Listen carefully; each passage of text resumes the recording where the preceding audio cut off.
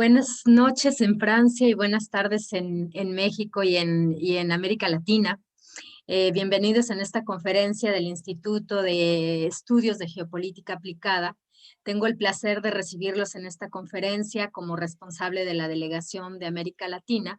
Y para aquellos que no nos conocen, el Instituto de Estudios de Geopolítica Aplicada es un think tank especializado en las relaciones internacionales y la geopolítica, que lleva a cabo 4 diferentes actividades, dentro de las cuales pues está la investigación científica, las actividades de difusión y de información de diferentes eventos públicos, como el evento que tenemos el día de hoy, también capacitaciones en relaciones internacionales, en diplomacia, y finalmente pues temas de consejo en la geopolítica contemporánea.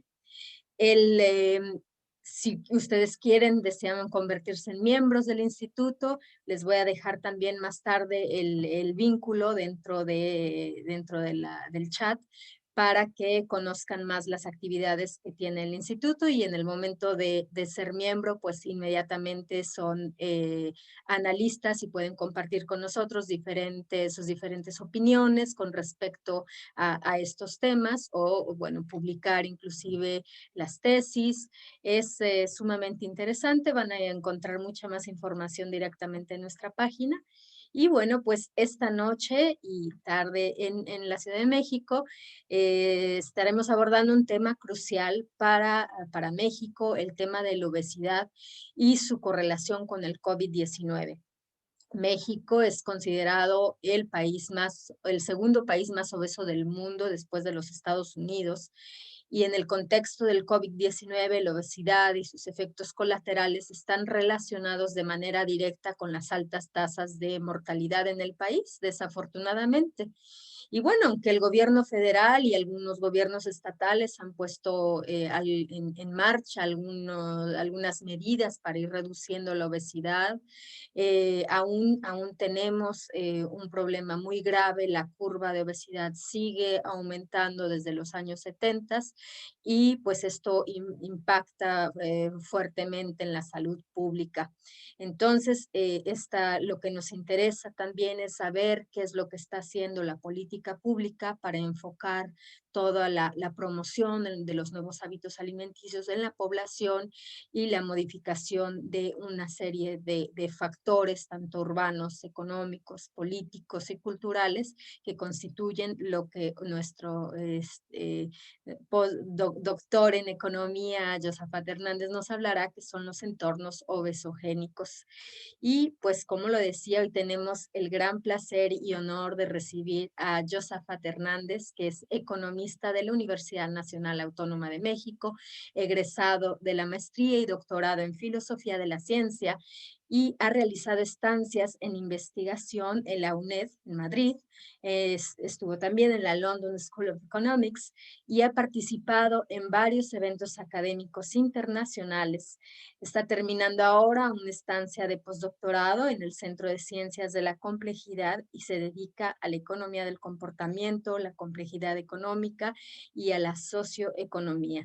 Y bueno, pues sin más preámbulo, te pasamos la palabra para que por favor nos compartas este tema que es tan alarmante en el caso de México, y que ahora también es un tema que se está hablando en la Organización Mundial de la Salud. Muchísimas gracias, Blanca, por esta presentación. La verdad es que está muy bien todo el contexto que mencionas del instituto. Me parece un instituto súper interesante. Lo que comentas, yo creo que podría ser de mucho interés para la gente que nos está siguiendo, y espero que los compañeros pues también puedan accesar a esa información que comentas para informarse más sobre el instituto. Yo estuve revisando las páginas y está muy interesante lo que están haciendo. Pues la verdad estoy muy contento de estar aquí para compartir parte de mi investigación que he estado realizando en el postdoctorado. Como dices, el tema de la obesidad es un tema crucial para abordar hoy en plena pandemia de la COVID-19, porque se ha mostrado como una correlación bastante importante respecto a las tasas de mortalidad en México y en el mundo. Entonces se ha convertido en un tema de prioridad a nivel nacional y a nivel internacional, reducir las tasas de obesidad. Pero antes de eso, pues realmente no había habido una política de manera seria por parte de los gobiernos del mundo para reducir la obesidad. Entonces yo creo que justamente por esta razón se ha convertido en una cuestión que incluso desde las ciencias del comportamiento se han estado trabajando. Ahora les acabo de compartir pantalla porque voy a ir presentando una serie de diapositivas y bueno, todo esto que estoy presentando es parte de esta investigación postdoctoral que estoy realizando en el Centro de Ciencias de la Complejidad. Y bueno, dentro de lo que yo he estado haciendo ha sido estudiar lo que en economía del comportamiento se conocen como las llamadas misbehaviors, es decir, comportamientos que no son tan racionales y que se alejan, digamos, de las normas tradicionales de buen comportamiento, ¿no? Y me parece que justamente el tema de la obesidad es un excelente ejemplo de eso, porque muchas veces lo que puede ocurrir es que las personas comen lo que no deben a pesar de saber, a pesar de que tienen la información, a pesar de que saben que está mal, lo siguen haciendo, ¿no? Entonces, me parece que ese es un tema muy interesante que en la economía del comportamiento se ha estado analizando y se va a seguir analizando y como iremos viendo, va a servir para también formular ciertas políticas públicas. Y bueno, en este contexto, ya mencionaba Blanca, ya mencionaba también yo en este momento, que la obesidad incrementa los riesgos de ciertas enfermedades cardiovasculares, como tener hipertensión, como tener diabetes, arritmias cardíacas, enfermedades que tienen que ver con principalmente cardiovasculares, y ahora con la pandemia se incrementa lo que sería la vulnerabilidad de los sectores que padecen de obesidad. En México se ha dicho que 44% de las personas que fallecieron padecían de hipertensión, 38.2% padecían de diabetes y 24.47% padecían de obesidad. Esto nos muestra justamente la gravedad del problema, porque por lo menos 70% de los fallecidos tenían una de estas enfermedades relacionadas con estilos de vida, relacionadas con hábitos de alimentación que pudieron haberse evitado. Pero justamente, como iremos viendo, por la formación de un contexto obesogénico, se generó esta vulnerabilidad, en especial en la población más pobre. Eh, pero antes de entrar en materia, es importante dar algunas definiciones técnicas. ¿Qué es la obesidad? ¿Cómo se mide la obesidad? Es un tema que a veces luego no es tan fácil abordar, porque digamos, si nosotros nos vamos a ir a definiciones un poco más científicas, necesitamos tener formas para poder proceder y medir, ¿no? Y en este sentido se ha creado el índice de masa corporal, que lo que hace es medir el peso de la persona en kilogramos dividido por el cuadrado de la altura en metros. Esto nos da ciertos valores. Cuando se tiene menos del 18.5% se habla de desnutrición. Cuando se tiene 18.5 a 24, que es digamos, ese sería el peso normal, el peso ideal. En ese contexto se habla de que no hay problemas cardiovasculares de obesidad o de desnutrición. Cuando se tiene más de 25 a 30, se habla de sobrepeso y cuando se habla de 30 o más es obesidad propiamente dicha. Y luego, digamos, viene la obesidad mórbida, que ya sería la obesidad más fuerte, que tiene alrededor de 40, ¿no? Entonces, en este contexto, estas mediciones sirven para más o menos tener una idea de la estructura fisiológica corporal de las personas. Esencialmente, la obesidad es un problema de desequilibrios, es un desequilibrio metabólico que se genera por la cantidad de calorías que se ingieren y las calorías que se gastan en actividad física. Entonces, este tema es clave para saber cómo surge la obesidad, porque justamente lo que pasa es que se consume más calorías de lo que se está gastando por la actividad física. Por esa razón está relacionada con hábitos de alimentación, la calidad de los alimentos que se consumen y al mismo tiempo el estilo de vida que se tiene en el trabajo, en la escuela, en las casas, etcétera. Entonces, por esto es importantísimo poner énfasis en esta noción de desequilibrio. La obesidad sería en este sentido un desequilibrio. Eh, La obesidad ha sido desde los años 70 un problema que se ha ido midiendo, un fenómeno que se ha ido midiendo a nivel internacional. Y lo que se ha encontrado es que antes la obesidad estaba sobre todo presente en los países desarrollados, pero conforme se fue desarrollando la globalización y conforme se fue desarrollando la urbanización y digamos, la globalización de los estilos de las formas de vida occidentales, pues la obesidad también pasó a ser un fenómeno del tercer mundo, ya no solo del primer mundo. Y según mediciones de la FAO, la obesidad está relacionada con un concepto que ellos llaman sobrenutrición o overnutrition, ¿no? Que sería lo opuesto a la desnutrición, que sería este comer en exceso calórico. Entonces, se han también hecho varios estudios donde han encontrado una correlación, y ahorita vamos a ir hablando un poco de esto, entre la obesidad que se padece a nivel mundial y lo que sería la pobreza urbana. Esto es importante porque ahí podría estar parte del foco del análisis de las políticas públicas para entender mejor este problema de cómo se estructura los entornos obesogénicos. Eh, digamos, aquí lo que muestra en este mapa que saqué de la OMS es el nivel de extensión mundial del problema de la obesidad. Los países que tienen los colores más verdes son los países que padecen de la mayor obesidad en el mundo. Y los que tienen el color menos verde son los que padecen la menor. Aquí, digamos, lo que sí quisiera hacer ver es que la obesidad sobre todo está concentrada en los países occidentales. Es un problema sobre todo relacionada a la industrialización y sobre todo a la proliferación de comida chatarra, donde también se juntó con hábitos de vida sedentarios. Y como iremos viendo, en los países orientales, incluso en algunos países africanos, no hay tanto problema de obesidad. Entonces, eso también nos muestra que la obesidad tiene un factor cultural enorme que está, digamos, jugando un papel en la toma de decisiones de lo que se consume, de cómo se consume, con qué frecuencia, etcétera. Bueno, aquí en este cuadro lo que muestro es justamente cómo ha ido evolucionando el problema de la obesidad.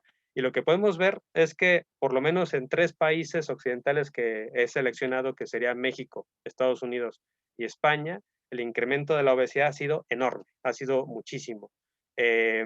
En 1975, por ejemplo, en México se tenían 9.5% de personas que padecían de obesidad.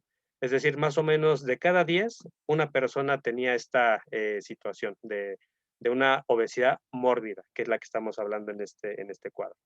Eh, Posteriormente se incrementó en los años 80, en los años 90, hasta llegar a 2016, a casi 30% de la población. Estamos hablando de la obesidad mórbida, la obesidad que es más peligrosa de todas.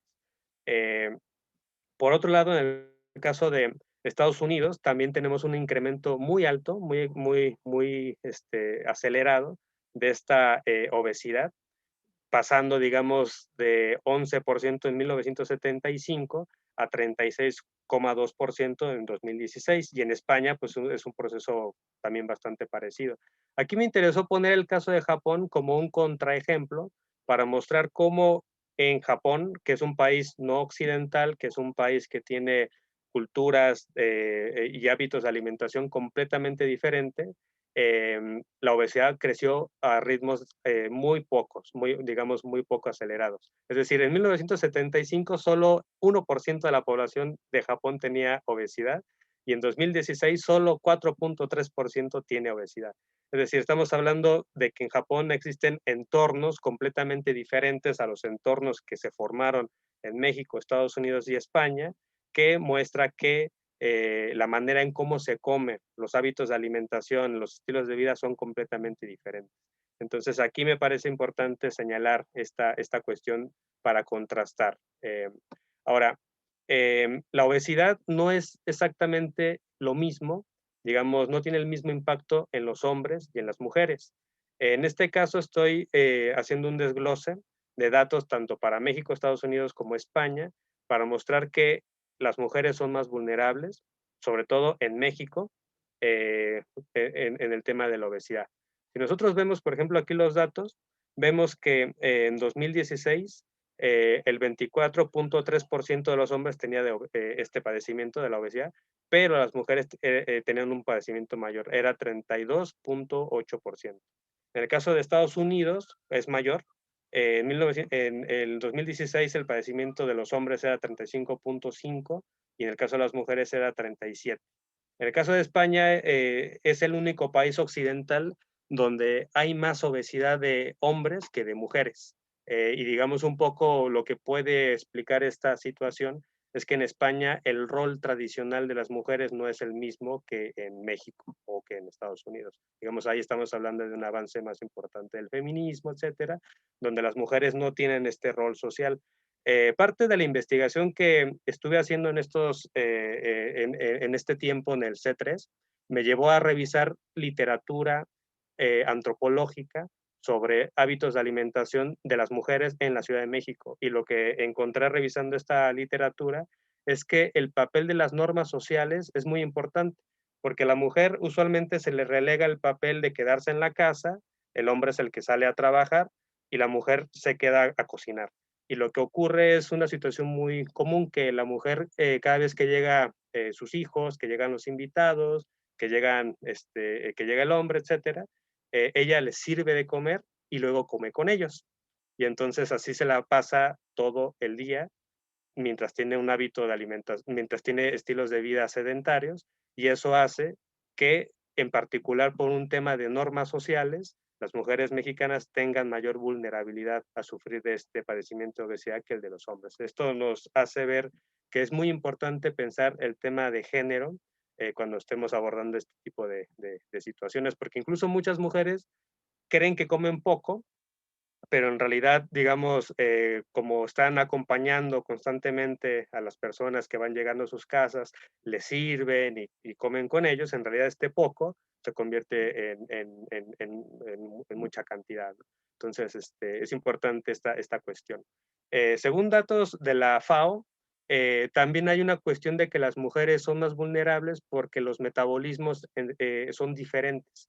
Entonces, lo que se dice es que las mujeres tienen un metabolismo más lento, digieren menos rápido lo que serían las grasas y necesitan más cantidad de hierro, más cantidad de vitaminas, eh, justamente por las cuestiones fisiológicas de su cuerpo, ¿no? Entonces esto hace que si hombres y mujeres comen la misma cantidad de comida, dada, digamos, la estructura fisiológica diferenciada y al mismo tiempo los roles de género, hace que las mujeres tengan mayor vulnerabilidad que los hombres para tener este padecimiento de la obesidad. Eh, Ahora, hay una cuestión importante aquí relacionada a el nivel del poder adquisitivo de los salarios, porque conforme ha ido avanzando el tiempo, en particular en el caso de México, pero lo mismo lo podemos ver para el caso de Estados Unidos y el caso para España, lo que se tiene es que se ha incrementado la obesidad, sobre todo en la población más pobre. Eso es un tema importantísimo.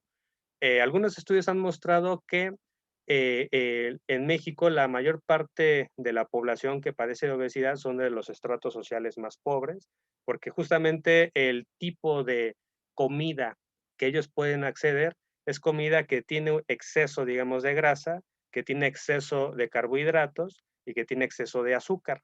Pero justamente este es el tipo de comida más barata y más fácil de acceder. En un contexto donde hubo una caída del salario real, como podemos ver en esta gráfica, desde los años 70 hasta 2019, tenemos una caída muy fuerte y después, digamos, tenemos un estancamiento del salario, que apenas un poco con el gobierno de López Obrador empieza medio a recuperarse, pero lo que aquí me interesa mostrar es que hubo una caída de cerca del 80% del poder adquisitivo del salario real de los trabajadores. Digamos, esta caída del 80% del salario real hace que la población más pobre no pueda acceder a alimentos, por ejemplo, que son orgánicos o alimentos que tengan mejor calidad nutricional, etcétera.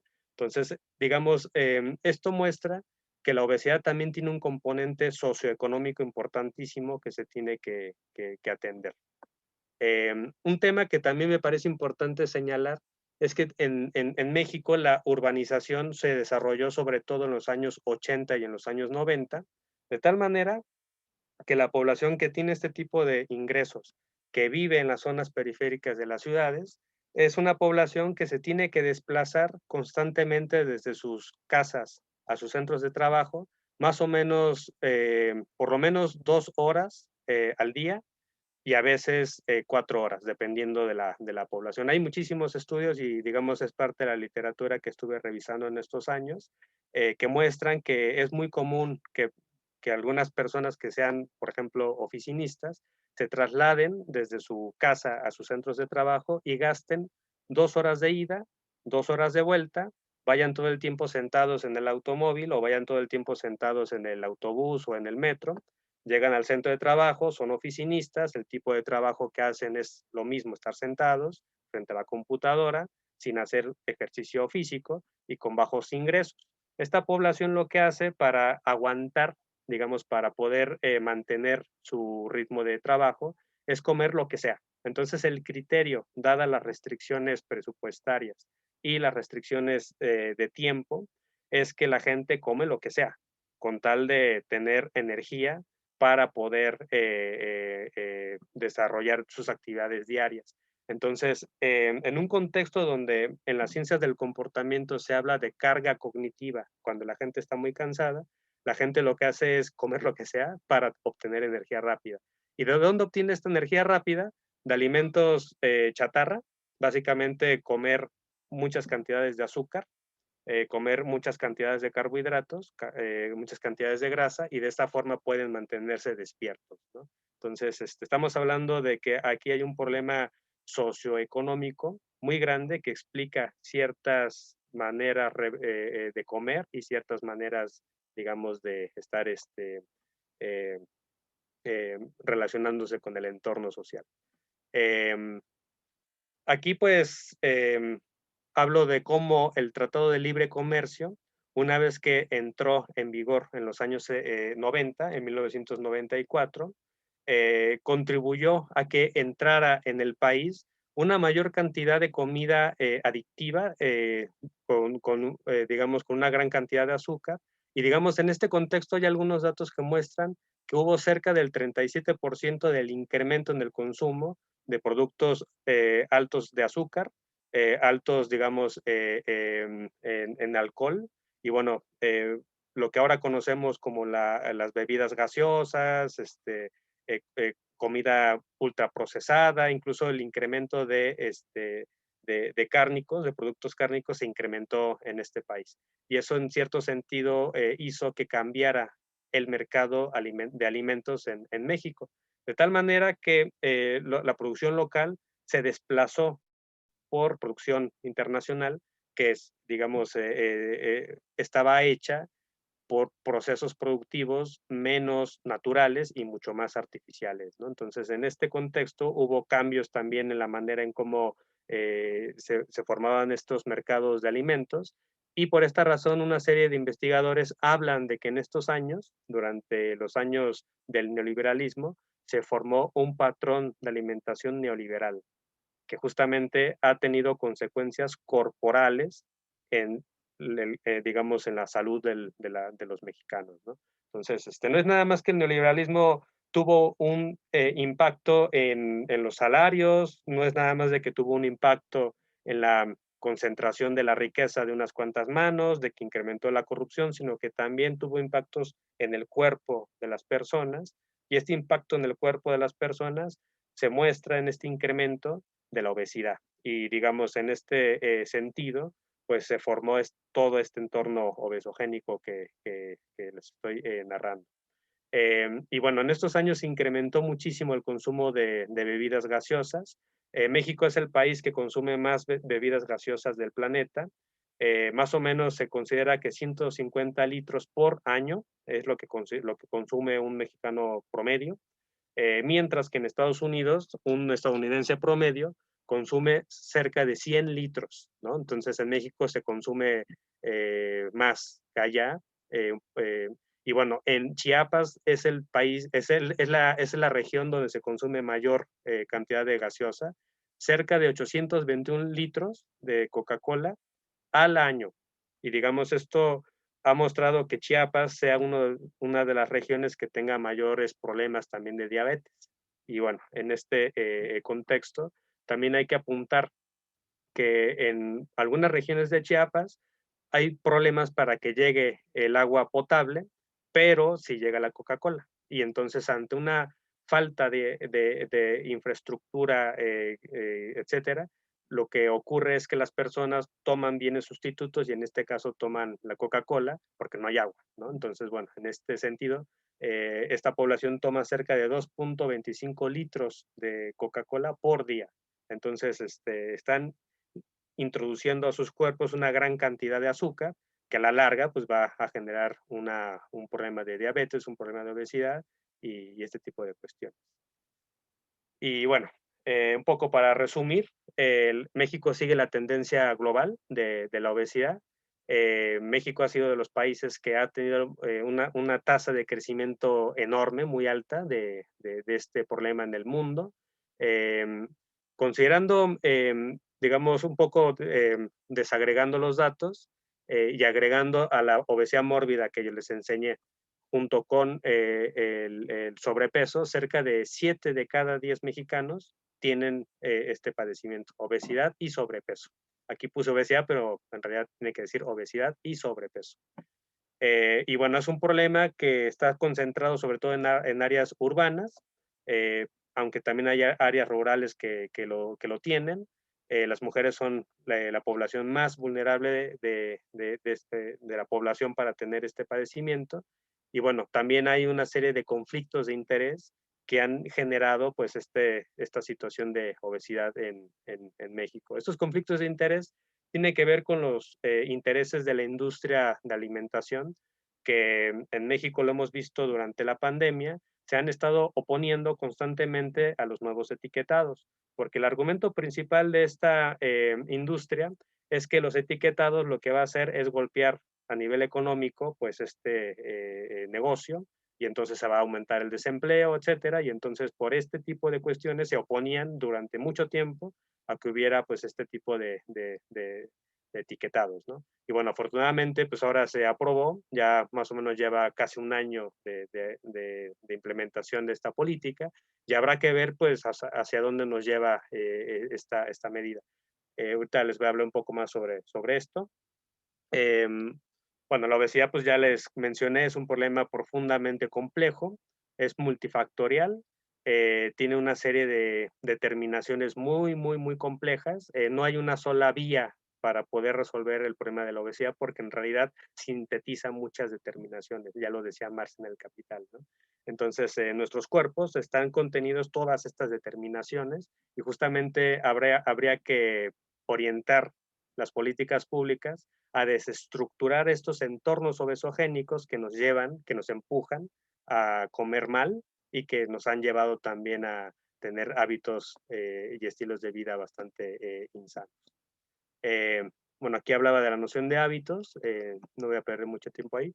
Eh, un problema que es crucial tiene que ver con la falta de educación nutricional, porque básicamente lo que ocurre en países como en México es que la población no sabe exactamente qué es lo que debe de comer, en qué cantidad, con qué frecuencia y en qué proporción. Y digamos, en este contexto se hicieron una serie de estudios por parte de las autoridades sanitarias de México y digamos, se hizo una serie de preguntas, por ejemplo, sobre qué cantidad de calorías tiene que comer una persona al día. Y más o menos el promedio debe de ser cerca de 2.000 calorías. Más o menos es lo que debe de consumir una persona. Pero en realidad las personas pues no supieron decir. Y aquí podemos ver en este cuadro que cerca del 80% de la población no sabe. O sea, no sabe qué cantidad de calorías tiene que consumir al día. Aquí estamos hablando, digamos, de una falta de saber, de una ignorancia enorme sobre cómo, digamos, comer, ¿no? Entonces, aquí estamos hablando de esta carencia que se tiene que suplantar. Eh, Sobre el tema de los etiquetados, según algunos datos, se dice que solo el 56% de la población los lee. El resto de la población, 43%, no lee los etiquetados cada vez que va a consumir. Entonces, aquí también estamos viendo que además de problemas educativos, hay un problema de interés. Hay población que, a pesar de tener estos padecimientos, no le interesa, digamos, cuidar lo que está comiendo.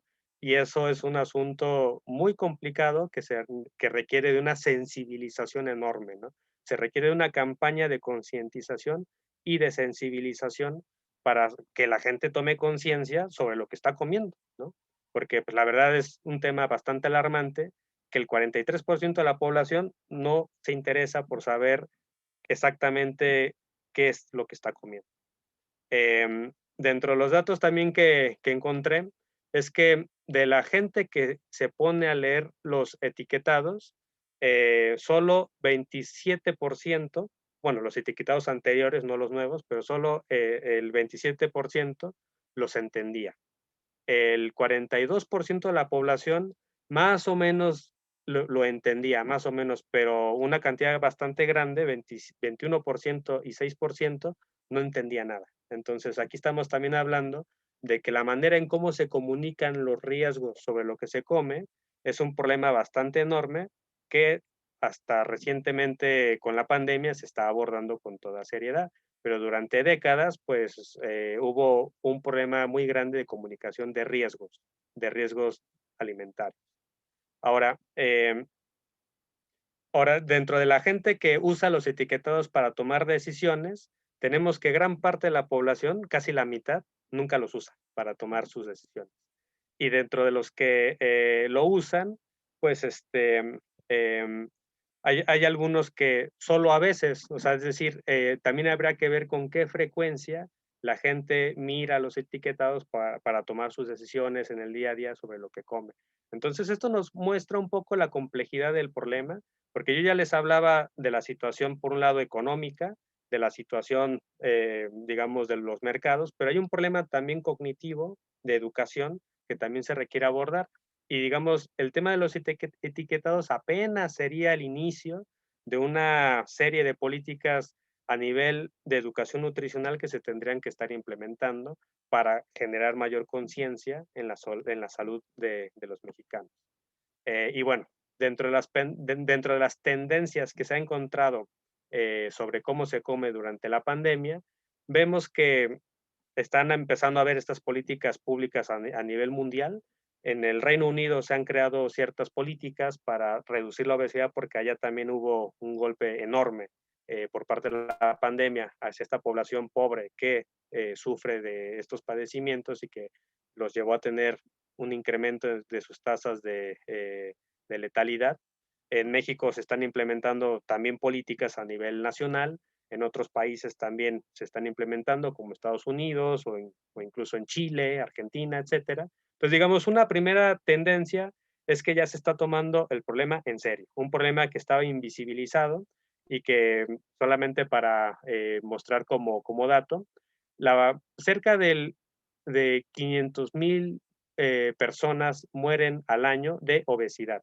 Es decir, la principal causa de muerte en México no era el narcotráfico, no era el secuestro, no era, digamos, algo relacionado con la violencia, que sí, la violencia es muy preocupante, pero el principal asesino de los mexicanos era, digamos, este padecimiento de la obesidad. Y es algo que no se estaba tratando, era algo que simplemente se mencionaba, pero no se entraba en serio, hasta que llegó la pandemia y solo así con esa modificación del escenario global es que los gobiernos pudieron reaccionar. Entonces, me parece que esa es una primera cuestión a señalar. Pero hay un problema bastante grande que tiene que ver con que el confinamiento hizo que mucha gente subiera de peso, cuando en realidad tendría que estar bajando. Y esto tiene que ver con que cuando hay mucha ansiedad, mucha gente come y come mucho porque está ansiosa, ¿no? Entonces ahí hay un problema muy grande que se tiene que estar pues tratando. Y otro tema tiene que ver con que el hecho de que la gente perdiera, digamos, la movilidad, no saliera de sus casas, se quedara encerrada, etcétera, hizo que se adoptaran estilos de vida sedentarios, estilos de vida más sedentarios de los que ya había. Entonces, aquí me parece que hay un problema muy fuerte antagónico entre lo que se debería de hacer y lo que se puede hacer, ¿no? Entonces, este es un problema que también se tiene que estar analizando y bueno, se tendrían que pensar en estrategias para que las personas desde sus casas, sin exponerse a contagiarse y contagiar a los demás, pudieran adoptar hábitos de vida más saludables en casa y, digamos, hacer un poco más de deporte, etcétera, para reducir incluso sus riesgos de padecer estos padecimientos. Obviamente se requieren hacer más estudios, más con cuidado, etcétera, para exactamente ver por dónde van las tendencias. Entonces, digamos, esta ya es la parte final de la presentación. A mí lo que me gustaría aquí señalar es que esencialmente lo que yo veo es que hay un problema de gobernanza de la salud nutricional de los mexicanos, donde más bien lo que ocurre es que diferentes actores que son parte de esta red, digamos, que constituye la salud nutricional de los mexicanos, que son empresas, sindicatos, familias, gobiernos, etcétera, deberían estar, digamos, cogobernando, deberían de estar coordinándose entre todos para establecer diálogos y que se elaboren entre todos planes integrales de política pública, ¿no? Y en este contexto sí me parece muy importante que las empresas pues dejen de estar priorizando tanto el tema de la ganancia y más bien estén priorizando el tema de la salud nutricional. Lo que se percibe, por ejemplo, aquí en este país es que el gobierno está presionado por un contexto global, la pandemia, a reducir la obesidad, pero las empresas como que no están en esa sintonía, sino que más bien ellos están priorizando pues, las ganancias. Y entonces lo que se ve es un conflicto cada vez mayor entre, digamos, el subsecretario de Salud, que ha estado promoviendo las políticas de reducción de la obesidad de manera muy, muy activa, enfrentado pues a estas empresas, ¿no? Entonces aquí lo que hace falta es una mayor sensibilización para que se puedan establecer mejor estos diálogos y se pueda diseñar una estrategia donde no solo el gobierno sea el único comprometido con la reducción de la obesidad, sino también las propias empresas, ¿no? Y bueno, hay más factores ahí que decir, pero aquí me parece importante eso. Y por otro lado, me parece importante también que la población mexicana, las familias, que son los principales víctimas de esta situación, tuvieran una posición más activa, se involucraran más en política y, digamos, mostraran las dificultades que ellos viven en el día a día que les impide tener hábitos más sanos. ¿Cuáles serían estos problemas? Pues temas relacionados a la enorme desigualdad que viven, porque no es lo mismo, digamos, vivir en una región periférica de la Ciudad de México, donde se tienen que trasladar 2 horas diarias en el transporte que alguien que vive en una zona céntrica que solo se tiene que trasladar 15 minutos o media hora desde su casa a su trabajo. Entonces ahí no es la misma realidad, por un lado. Por otro lado, diversos estudios sobre obesidad han mostrado que la falta de espacios públicos hace que las personas tengan hábitos de vida más sedentarios porque no salen de sus casas. ¿Por qué razones? Porque no hay el incentivo de salir. Si uno va a las zonas periféricas de la Ciudad de México, lo que encuentra es que no hay parques o los pocos parques que hay están muy descuidados y entonces las personas en vez de salir a caminar, pues se quedan en sus casas y más bien se quedan a dominguear viendo la televisión, consumiendo comida chatarra y así incrementando su situación de vulnerabilidad de salud. Entonces aquí también hay un tema de que la población debería de poner más su situación en la mesa de la discusión pública para que se les tome en cuenta y de esta forma, pues el gobierno y las empresas también vean, digamos, esta situación que ellos viven.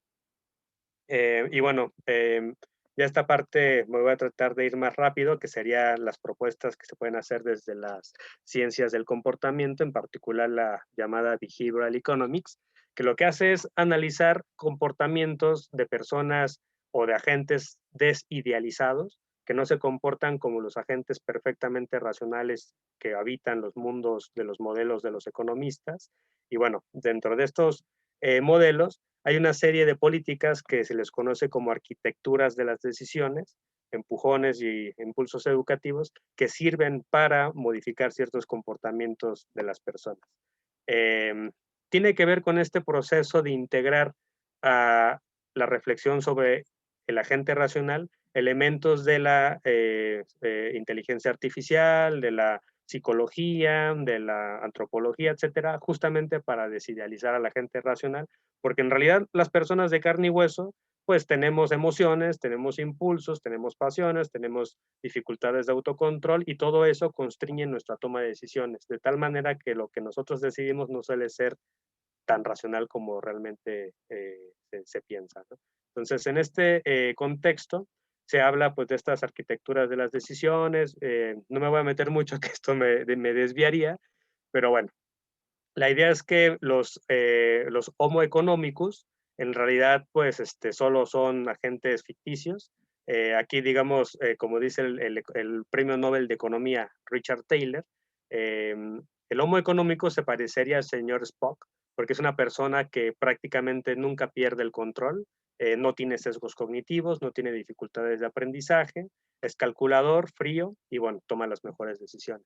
Pero a las personas de carne y hueso nos pareceríamos más al Homero Simpson, en el sentido de que tenemos problemas de autocontrol, nos equivocamos de manera sistemática, tenemos dificultades para aprender y tenemos una serie de ilusiones cognitivas que muchas veces nos hace tomar decisiones erróneas. Y bueno, todo esto se expresa en nuestra manera de comer. Eh, las arquitecturas de las decisiones en este contexto es, digamos, la manera en cómo se nos presenta la información, la cual, dada nuestros sesgos cognitivos, ya está sesgada. Y entonces lleva a que las personas tomen decisiones cargadas hacia una opción en vez de otra. Y estos sesgos cognitivos, pues hace que los seres humanos presten atención a cosas que un agente racional económico no haría. Y entonces, en este sentido, nunca son neutrales, siempre están cargadas, son inevitables en contextos situados y bueno, la idea es que se pueden modificar, se pueden regular y ahí se puede gestionar desde las políticas públicas estas arquitecturas de las decisiones para llevar a que la gente coma mejor. Dentro de todo esto, digamos, una opción sería regular la manera en cómo se nos presentan en los supermercados, al final cuando vamos a pagar en las cajas, pues las opciones. Porque usualmente lo que ocurre cuando uno va a Walmart, cuando uno va a Superama, a estos supermercados, es que uno tiene una idea de que va a ir a comprar cierta comida, pero al final cuando estás haciendo fila antes de pagar, muchas personas lo que hacen es, se les expone comida chatarra y terminan comprando esta comida que no habían planeado. Pero como somos agentes vulnerables por nuestros sesgos cognitivos y las empresas lo aprovechan, lo que hacen es vendernos cosas que no necesitamos y que justamente va contra nuestra salud. Entonces, una propuesta que me parece que se debería de estar discutiendo en las políticas públicas y, digamos, aquí no lo he visto, es regular estas arquitecturas de las decisiones en los supermercados para que no se le ofrezca a las personas cuando van a pagar en las cajas esta comida chatarra que realmente hace daño a la gente.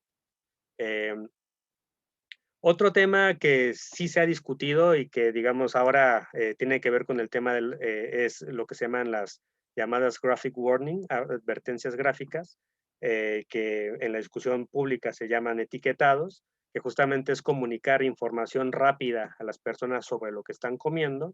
Pero a mí me da la impresión que estos etiquetados, si bien comunican ciertos riesgos, no informan exactamente de las implicaciones que tiene consumir estos productos de manera reiterada a lo largo del tiempo. Entonces, me parece que otra manera, quizás un poco más radical, de plantear estos etiquetados sería, pues, plantearlos de esta manera. Es decir, poner imágenes que se asocien al consumo reiterado de estos productos. Eh, eh, ¿Cuáles serían las implicaciones que tienen en el cuerpo? Por ejemplo, el consumo de pizza en exceso lo que puede contribuir es a problemas de hígado, ¿no? Y entonces aquí mostrar este riesgo, porque me parece que esto es incluso hasta más realista. Quizás es más crudo, pero es más realista en el sentido de que realmente comunica como cuáles son las consecuencias del consumo habitual de comida chatarra. Y bueno, me parece que esto sería mucho más eh, convincente para que la gente realmente se interese por cuidar lo que come. Aquí hay más ejemplos de lo que serían este tipo de graphic warnings, que justamente muestra las implicaciones de salud en una imagen sobre lo que se come y lo que te puede pasar si sigues comiendo eso, ¿no? Y bueno, ya para concluir, em, aquí hay una serie de reglas heurísticas que en poco tiempo podrían también implementarse a nivel público para enseñarle a la gente a comer, digamos, de manera sana, de manera informada, para que ellos pues puedan identificar qué sí comer, qué no comer, con qué frecuencia y con qué cantidad, etcétera.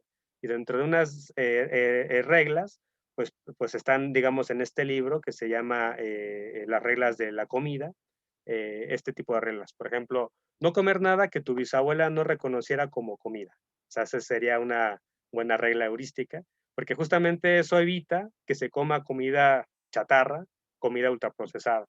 Evitar la comida que contenga azúcar dentro de sus 3 primeros ingredientes.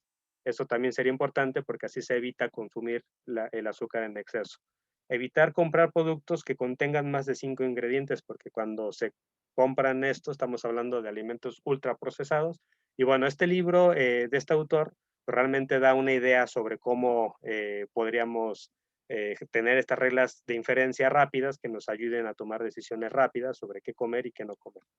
Y bueno, ya para concluir, aquí hay un manual que en España yo lo encontré en mis tiempos cuando estuve allá participando en el 15M, que tiene que ver con la autogestión de la salud.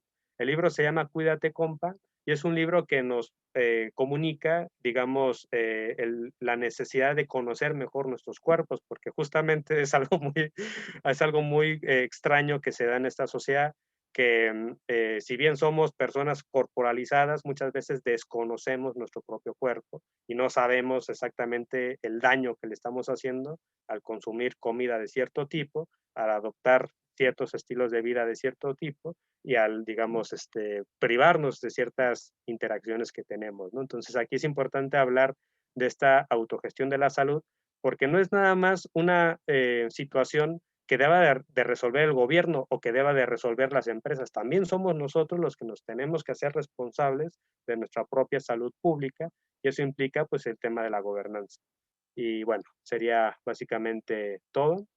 Aquí hay más elementos, pero bueno, yo creo que ya con estos elementos es suficiente para la charla y bueno, muchísimas gracias por su atención.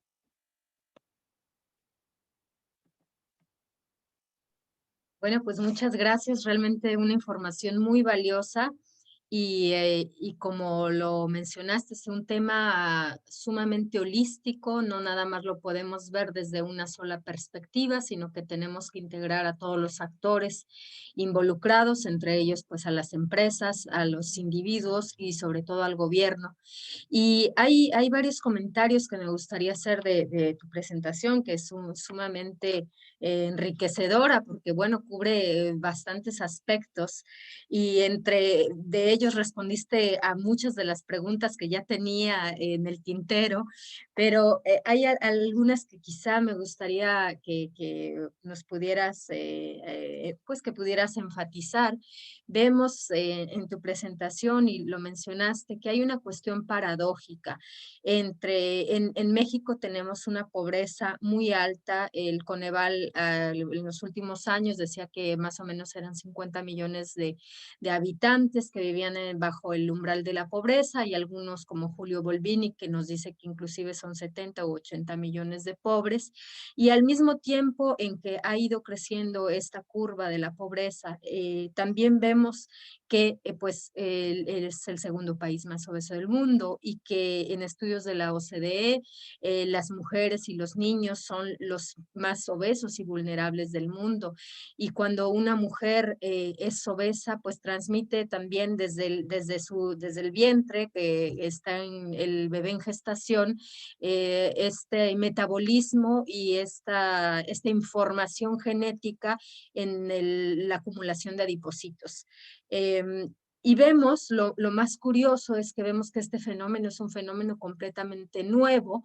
Si observamos simplemente las fotografías de los estudiantes en el movimiento estudiantil del 68, los estudiantes universitarios eran delgados.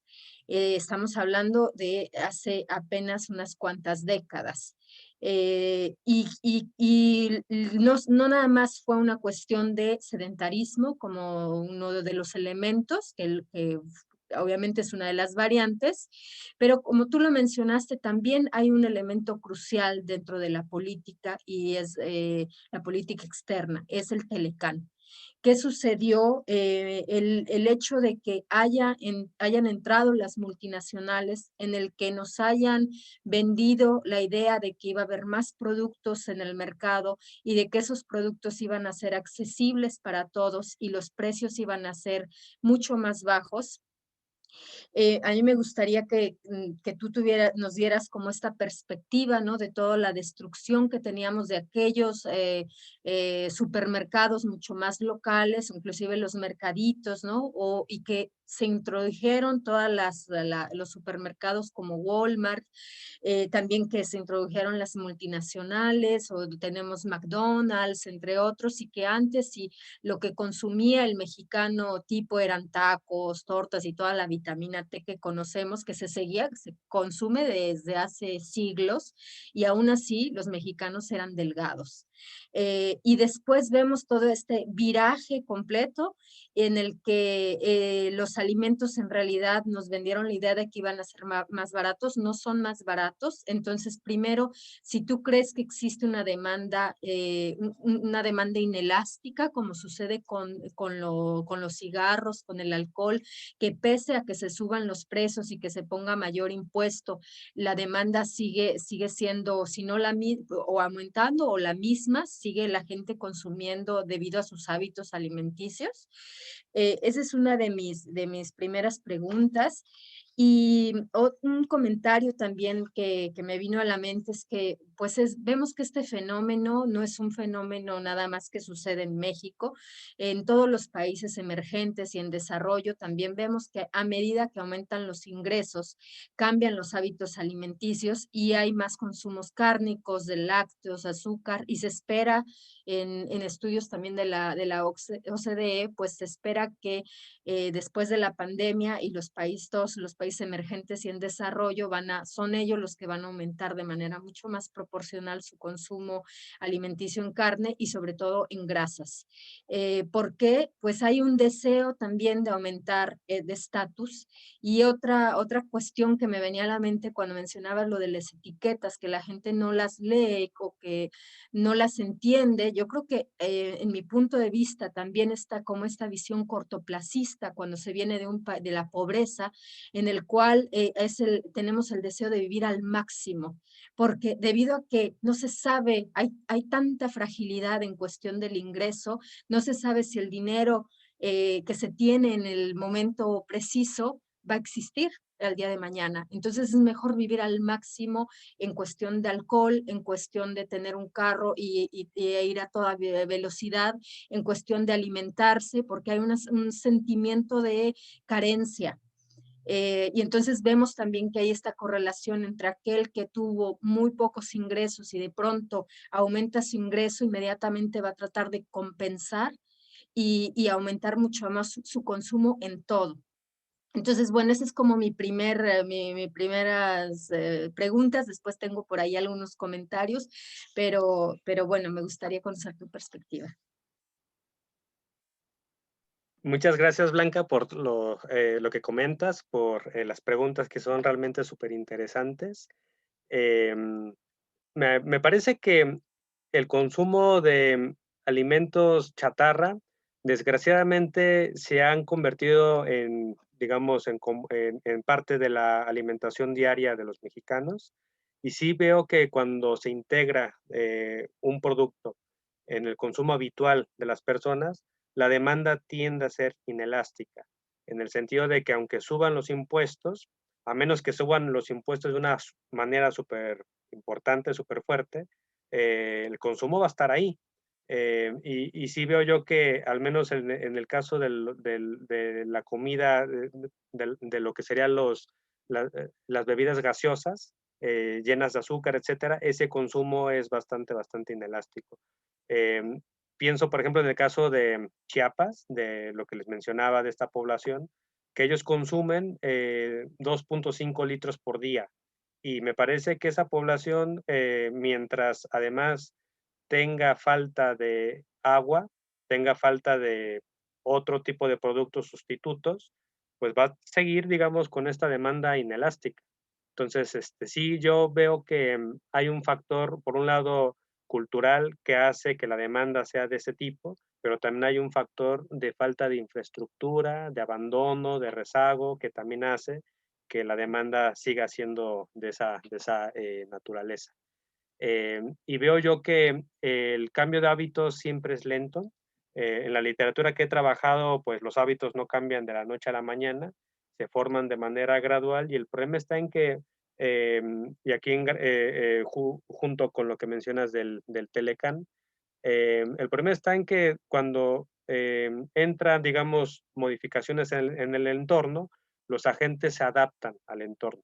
Y este proceso de adaptación es gradual, pero siempre, digamos, en consonancia con lo que existe, de tal manera que una vez que se consigue cierta adaptación, el agente se atrinchera ahí, ¿no? Que ese es un concepto que se usa bastante en economía de la complejidad, el atrincheramiento de las prácticas. Y para cambiarlas es, como dicen en España, es un follón. Entonces, en ese contexto, las ciencias del comportamiento pueden servir para poco a poco ir desestructurando esos malos hábitos de consumo que se formaron durante tiempo, pero el problema está en que las personas actúan de manera inercial y tienen, por ejemplo, hábitos superarraigados como consumir todas las tardes un pedazo de pan de dulce con café. Y ese hábito es muy difícil de quitar, sobre todo porque la gente si no consume su cafecito con su pan de dulce en las noches, como que siente que no está viviendo, como que siente que no está disfrutando, se sienten vacíos, un vacío existencial por cosas que pueden parecer superfluas, pero para la gente no es algo tan fácil, ¿no? Pienso en el caso de la gente mayor que padece obesidad, pero que quiere seguirse dando sus gustos. Entonces, esa situación de falta de autocontrol, de comportamiento inercial, pues es parte del problema. Lo que mencionabas de cómo el Telecán modificó el entorno de los mercados, me parece que es un tema crucial porque lo que hizo el Telecán, y es lo que me han comentado algunas personas que he entrevistado, es que cambió totalmente lo que se ofrece a los niños afuera de las escuelas. Todos han dicho que antes del Telecán y que antes de este tipo de cosas, lo que se ofrecía afuera de las escuelas era zanahorias, pepinos, jícama con sal, chile, limón. Eso era lo que se ofrecía, cosas sanas. Pero, ¿qué fue lo que pasó cuando entró el Telecán? Pues vino todo este producto chatarra y lo que se ofrece a los niños saliendo de las escuelas, pues es la Coca-Cola, las papitas, los chetos, los churrumais, todo ese tipo de cosas que los niños cuando salen exigen a los padres que se los den. Los padres, pues, no se responsabilizan, se los compran y cuando, pues, se vuelve un consumo habitual, pues tenemos un problema de obesidad infantil. Entonces, ahí, digamos, se nota claramente esta transformación eh, a nivel social que tiene impacto en nuestros cuerpos. Ahora, otro problema también es que lo local se desplazó de manera gradual por lo internacional. Y aquí no es que uno quiera ser proteccionista ni nada de eso, pero el problema está en cómo se producen las cosas. Si lo que se va a estar importando es comida ultraprocesada que se produce con jarabe de maíz, que eso es algo que hace mucho daño al cuerpo, pues ahí sí tendríamos que tener un gobierno más fuerte que ponga restricciones y que directamente prohíba pues la comida que tenga jarabe de maíz como uno de sus principales ingredientes en el proceso, digamos, de producción. Mucha gente no sabe ni siquiera qué es eso, ¿no? Pero es una sustancia que lo que hace en el cuerpo es mucho daño porque cuesta mucho trabajo digerirla. Y el jarabe de maíz se usó como un sustituto del azúcar. Entonces, hasta ahí ya estamos hablando de cosas complejas. Y luego, por ejemplo, en México hace unos meses se discutió sobre los quesos, del queso que no es queso, donde, digamos, también las prácticas empresariales, pues ya, digamos, bastante desleales, jugaban con las apariencias y durante décadas las personas consumían productos pensando que era queso, pero en realidad no lo era, ¿no? Entonces ahí ya estamos viendo cómo el nivel de desarrollo de las prácticas empresariales adquirió abusos que me parece que ya a estas alturas son completamente intolerables. Y finalmente lo otro que comenta sobre también el tema de vivir al máximo y de cómo la gente cuando tiene ingresos de pronto como que se destrampa. Yo creo que tienes toda la razón. La literatura de economía del comportamiento lo que muestra es que las personas cuando cambian, digamos, sus niveles de ingreso, etcétera, y todo el tiempo habían estado reprimidos, en algún momento dado, pues cuando tienen el ingreso, consumen todo lo que no habían podido consumir. Y entonces empiezan a tener un sesgo de estado presente. Es decir, disfrutar la vida hoy, pero digamos, no pensar en las consecuencias del mañana. Tomar decisiones solo pensando en las recompensas que vas a tener hoy, sin pensar en los costos que implican el largo plazo, se le llama así, sesgo de estado presente. Y es un sesgo bastante presente en la mayor parte de las personas, en la manera en cómo comen. Pero el problema está en que después de que ya están en el largo plazo se arrepienten y desearían haber tenido diferentes cambios en la manera en cómo deciden sobre sus propias vidas, ¿no? Y entonces por eso se habla de la necesidad de hacer un tipo de políticas que sí sean más intervencionistas, incluso en la toma de decisiones de las personas, porque las personas muchas veces deciden lo que no quieren o muchas veces eligen lo que a la larga terminan pues rechazando. Y el tema de la obesidad es un caso.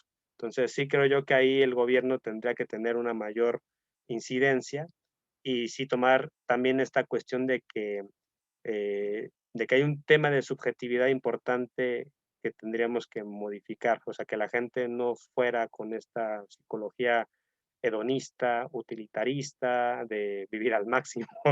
O sea, sí hay que disfrutar, pero la felicidad no es nada más mero placer de comer cosas ricas, ¿no? O sea, la felicidad podría también enfocarse como un tema de autorrealización o florecimiento de las capacidades humanas, como diría Aristóteles, Marx y Amartya Sen. No quiero monopolizar la palabra, quizá Sophie tiene alguna pregunta. Muchas gracias, Josefata, para tu charla. Me encantó muchísimo y me enteré de muchas cosas, así que muchas gracias. Pero tengo una pregunta, porque tú hablaste del caso de Chiapas, donde llega más fácilmente la Coca-Cola que el agua. Y eso no lo entiendo muy bien, que cómo puede llegar más fácilmente Coca-Cola que agua. Eh, es parte de los problemas que ocurren en el tercer mundo. Hay regiones de Chiapas que están muy poco comunicadas con el resto, digamos, del país. Y en esas regiones poco comunicadas, lo que no llega es la infraestructura de agua potable. Eh, no llega tampoco, pues, digamos, ciertos servicios, pero sí llega los camiones de la Coca-Cola y eso, digamos, llegan ahí y pues ahí se venden, ¿no? Entonces, es un problema de, pues sí, de exclusión, de infraestructura, de falta de servicios, eh, pero sí, básicamente es eso. Y bueno, yo también me gustaría hacer un comentario sobre ese tema. Sofía, hubo un documental en Arte precisamente del problema del acceso al agua en México y del incremento de la Coca-Cola, porque somos el principal país consumidor. Pues es preocupante y en esta zona de Chiapas, pues no olvidemos que un expresidente mexicano era el director general, Vicente Fox, entonces también dio demasiadas concesiones a esta multinacional al grado que pues para producir Coca-Cola y Peñafiel y todos los diferentes productos gaseosos se requieren grandes cantidades de agua y absorbían los mantos acuíferos, y eso sucede pues en Chiapas y también en Michoacán. Y otro de los aspectos es que muchas veces lo que mostraba el documental es que las madres, al no tener acceso a otro tipo de alimentos, creen que el hecho de que consuman Coca-Cola tiene mayores nutrientes porque tiene azúcar, y entonces les dan eso en el biberón porque no tienen ni siquiera para leche, y los niños ya no, o sea, no tienen dientes, porque es el grado corrosivo de la Coca-Cola y el nivel de la acidez es lo que genera que descalcifica completamente al organismo. Y bueno, entonces, justo regresando al punto que comentabas también, Josafat, sobre el tema de que a veces estigmatizamos a los obesos, ¿no? Creemos que se trata de fuerza de voluntad.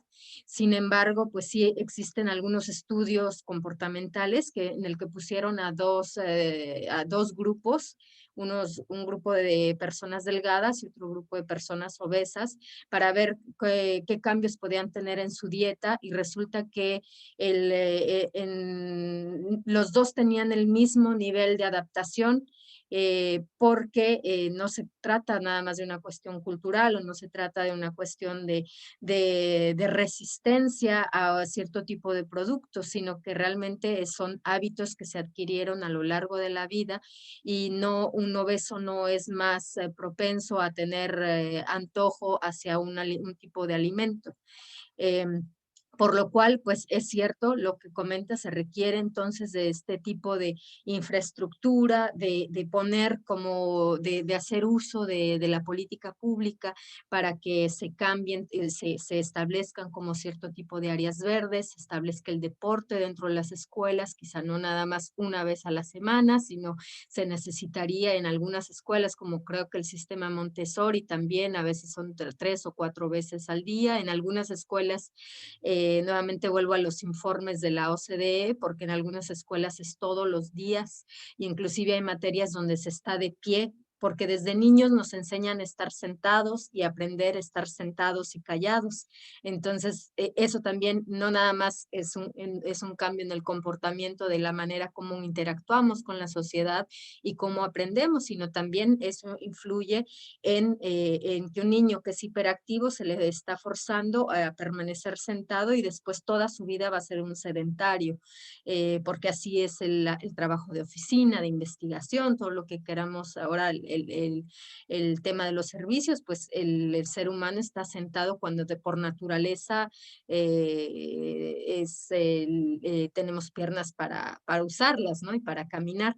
Entonces, esto también es una cuestión que habría que no nada más se trata de la voluntad de querer hacer deporte o querer cambiar nuestra alimentación, sino que debe haber como todo un entorno que permita que lo hagamos. No es algo, un problema individual, sino que había otra también, hay cosas como documentales muy interesantes que pasan en Francia, y pasó uno sobre las personas que deciden hacer deporte en las mañanas, y resulta que en las comunidades que son mucho más alejadas de un centro deportivo, de un gimnasio, o aquellas donde es peligroso o tienen que atravesar el periférico, evidentemente que no van a hacer deporte. Entonces se requiere que esté dentro del espacio de la unidad habitacional un centro deportivo que permita, que incentive, que la gente se sienta en seguridad para poder practicar el deporte. Y bueno, pues quizá volviendo al tema que comentabas, que la empresa debería tener mucho más ética. Yo soy, creo que un poco más negativa en esta idea, porque yo creo que lo que siempre van a estar buscando es la ganancia, por lo cual más bien lo que considero es que tiene que venir de la acción pública, que tiene que tener un apoyo y por supuesto del comportamiento individual, pero para eso se requiere toda esta infraestructura de la cual hablamos. Y entonces lo que habría que hacer que sería crear una demanda, crear nichos de mercado, apoyar, por ejemplo, las cooperativas locales para que sean estas cooperativas que produzcan los productos a precios mucho más asequibles, mucho más productos orgánicos, ¿no? Y eso pues en México se puede porque tenemos un terreno propicio que lo puede hacer, entonces creo que por ahí podría venir, ese es en mi humilde punto de vista, y en este sentido, bueno, me gustaría también quizás si pudieses añadir qué tipo de políticas de esta índole podrían ser implementadas, si tienes algunos datos de cuánto el gobierno invierte en prevención y cuánto se estaría ahorrando en temas de salud pública en el caso de que se invirtiese en prevención. Hablamos de todas las diferentes enfermedades que se derivan de la obesidad. Muchísimas gracias, Blanca, por los comentarios. Empiezo con la parte de la estigmatización, que me parece que es un tema bien importante, que en efecto yo creo que en el nivel, digamos, de las representaciones sociales, se piensa que el obeso es alguien irresponsable, que no se cuida, que es alguien que está así por tomar malas decisiones y tal, ¿no? Y se le culpabiliza a nivel individual, olvidándose del entorno. Y sí, en efecto, hay una cuestión ahí que se reproduce en las sociedades, ¿no? Pero digamos, el tema es que el entorno es el que empuja, y ese es al menos el énfasis que me parece hace la literatura sobre entornos obesogénicos, que hay entornos donde independientemente de cómo eres, te ponen ahí y te va a llevar poco a poco a reproducir, digamos, cierto tipo de comportamiento como la demás personas, ¿no?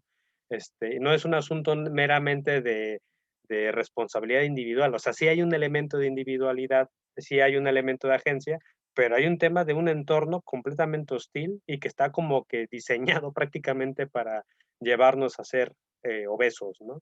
Y entonces en este escenario, pues sí me parece importante, primero, evitar culpabilizar a la gente pobre de ser obesa, porque ellos son obesos no porque son personas ignorantes, son obesos porque muchas veces es lo único que pueden comer. O sea, estaba yo analizando también literatura sobre pobreza y obesidad, y uno de los temas que se reproduce bastante es que la gente pobre consume en exceso arroz, consume en exceso en México tortillas, pan, para llenarse.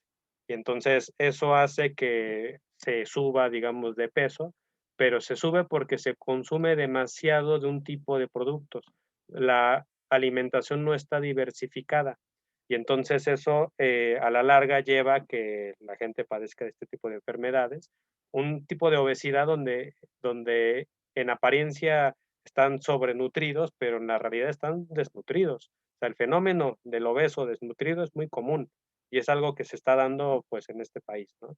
Entonces sí creo yo que hay un tema de obesidad que no se debe de estigmatizar y más bien tomar en cuenta las estructuras sociales que llevan a que estas personas sean víctimas, ¿no? En realidad, de un entorno hostil. Ahora, por otro lado, en Japón, digamos, a diferencia de lo que ocurre en México y de lo que ocurre en otros países, hay dos cosas, bueno, hay tres cosas que en mi opinión son como que las más relevantes, que explican un poco las diferencias, ¿no? Uno es que la población japonesa estigmatiza de una forma horrible la obesidad, de tal manera que si una persona ahí es obesa, no le dan trabajo, porque directamente se piensa que esa persona no puede cumplir con sus funciones. Y digamos, ese es un problema muy complejo porque allá se discrimina, ¿no? Hay un proceso de discriminación. Por otro lado, hay un tema de que los gobiernos allá son mucho más intervencionistas que acá. Y entonces esos gobiernos controlan desde la primaria, la secundaria, lo que los niños comen. Y entonces ahí tienen un control más fuerte sobre las empresas. Y entonces eso hace que la alimentación sea pues diferente, ¿no? Y finalmente otro tema que yo creo que es importante ahí mencionar es el asunto de la regulación cultural, de tal manera que allá la población casi no consume azúcar. La gente allá realmente consume muy poca azúcar y es habitual que el consumo de los japoneses pues sea otro tipo de alimentos, ¿no? Ahora, yo creo que Japón puede ser una fuente importante para políticas públicas, un poco tratando de ligar con lo que mencionaba sobre qué tipo de políticas públicas se podrían implementar. Y yo creo que aquí, pues, uno de los temas es justamente invertir más en prevención. Lamentablemente no tengo los datos exactamente de cuánto se invierte en prevención, pero sí creo yo que se debería de aumentar más para hacer campañas masivas de concientización, campañas que lleven a que la gente con los recursos que tiene pueda comer mejor y también, digamos, con los recursos que tiene pueda hacer mejores eh, hábitos de ejercicio, etcétera, ¿no? Entonces yo creo que ahí sería importante ese tema. Em, ¿Qué otro tema habías mencionado? Em, El tema de las cooperativas. sí, sí, sí, sí. Em, a mí me parece que sería muy bueno que se recuperara, digamos, esta situación de cooperativas, por ejemplo, en España, durante el tiempo que yo estuve allá participando en el 15M, se formaron cooperativas de consumo. Y estas cooperativas de consumo lo que hacían era producir en zonas rurales comida orgánica, autogestionada, y luego esta comida autogestionada se llevaba a estas cooperativas y la gente en lugar de comprarle a las grandes empresas como Walmart, como Carrefour, etcétera, en lugar de llevar su dinero y consumir ahí, más bien le compraba a estas cooperativas. Y lo que estaba, digamos, haciendo era retribuir a un circuito de formación de relaciones económicas, donde lo que se estaba dando ya no era pues la reproducción de producción de comida chatarra, sino más bien de comida sana, comida saludable, y digamos, ahí se generaban estas situaciones de solidaridad. Yo me acuerdo que ahí en el 15M se formaron estas cooperativas y entonces nos llevaban cada semana una dotación de lo que habían producido y a nosotros pues les pagábamos y con eso nos alimentábamos y era comida totalmente sana y sabiendo que además no está producida con pesticidas ni tampoco producida con eh, productos químicos, etcétera, que le hacen daño al cuerpo y uno pues está comiendo de manera más sana. Entonces yo creo que esa misma experiencia se podría pues replicar en otros países como en México. En México tenemos una tradición bastante grande de producción de comida natural. Y bueno, hay algunas cooperativas que de hecho ya están produciendo así. En Xochimilco hay unas cooperativas que están recuperando las chinampas. Ahora mucho de las chinampas que están en Xochimilco estaban ahora abandonadas, pero ahora ya empiezan ahí algunos a recuperarlas y bueno, ahí se podría generar este tipo de redes donde la gente, pues en lugar de ir y consumir a Walmart o estas empresas, pues consumir a estas cooperativas. Pero sí, yo creo que ahí hace falta mucho por hacer. Hace falta que el gobierno también les dé más apoyo, que haya como una forma eh, más adecuada, más eficiente de comunicar tanto oferentes como demandantes, porque muchas veces la gente quiere consumir cosas más sanas. Por ejemplo, hay gente que busca consumir huevos ecológicos, pero no los encuentra. Y hay gente que produce huevos ecológicos y no encuentra demanda, y entonces ahí tendríamos que pensar en estrategias inteligentes de conexión. Y bueno, y eso poco a poco irlo desarrollando más. Entonces yo creo que por ahí se podría impulsar algo de ese estilo. Sí, sí, sí, en efecto, es cierto que además que las cooperativas pues también estarían generando empleo, disminuyen los intermedios y eso también permitiría que los precios fuesen más accesibles porque hasta ahora los productos orgánicos en México siguen siendo los que se encuentran al menos en la gran distribución son a precios muy excesivos.